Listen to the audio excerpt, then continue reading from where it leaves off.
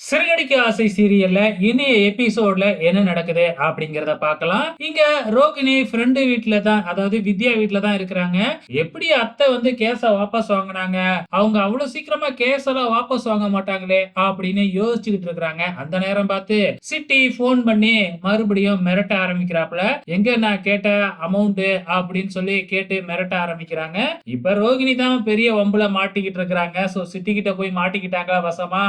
So கூடிய சீக்கிரமே ரோகிணியோட தண்டவாளம் வண்டவாளத்துல ஏறப்போகுது அப்படிங்கிறது நல்லாவே தெரியுது. ஸோ இங்க வந்து பார்த்தீங்கன்னா, நம்ம முத்து வந்து பார்த்தீங்கன்னா, அவங்க அத்தையோட ஃபேமிலி எல்லாத்தையும், மீனாவோட ஃபேமிலி எல்லாத்தையும் விஜயா கிட்ட மன்னிப்பு கேட்கறதுக்காக அழைச்சுக்கிட்டு வராப்ல. நம்ம ப்ரோமோலயே பார்த்திருப்போம். அதே மாதிரி வந்து பார்த்தீங்கன்னா, அவங்க எல்லாருமே சேர்ந்து விஜயா கிட்ட மன்னிப்பு கேட்கறாங்க. விஜயா தான் பணத்த வாங்கிட்டாங்க இல்லையா? ஸோ அதனால பெருசா எதுவும் திட்ட முடியல. அமைதியாவே இருக்கிறாங்க. அதுக்கப்புறம் வந்து பார்த்தீங்கன்னா, இந்த கேஸ வாபஸ் வாங்குறதுக்கே அந்த வக்கீலுக்கு நாங்க 5,00,000 குடுத்துட்டோம் அப்படின்னு சொன்ன உடனே, விஜயாவுக்கு தூக்கி வாரி போட்டுருச்சு. பேசாம 4,00,000 கேட்டுருக்கலாமாட்டுக்கு.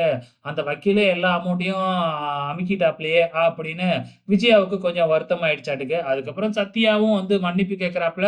விஜயா எதுவுமே சொல்லவே இல்ல. அதுக்கப்புறம் நீங்க போங்க அப்படின்னு எல்லாத்தையும் அனுப்பி வச்சுட்டு, நம்ம முத்து விஜயாவ மட்டும் வீட்டுக்கு வாங்க போலாம் அப்படின்னு சொல்றாங்க. ஆனா விஜயா வர முடியாதுன்னு சொல்லிடுறாங்க. உடனே நம்ம முத்துவும் வந்து பார்த்தீங்கன்னா, இது மாரி தான் அப்பாவோட ஃப்ரெண்ட் ஒருத்தரு அவங்க பொண்டாட்டி கோவிச்சுக்கிட்டு போயிடுச்சு. அவர் பொண்டாட்டிய டைவர்ஸே பண்ணிட்டாரு அப்படின்னு ஒரு குண்ட போட்டு கிளம்பிடுறாப்ல. விஜயாவும் பயந்துகிட்டு உடனே பைய தூக்கிக்கிட்டு வீட்டுக்கு வராங்க.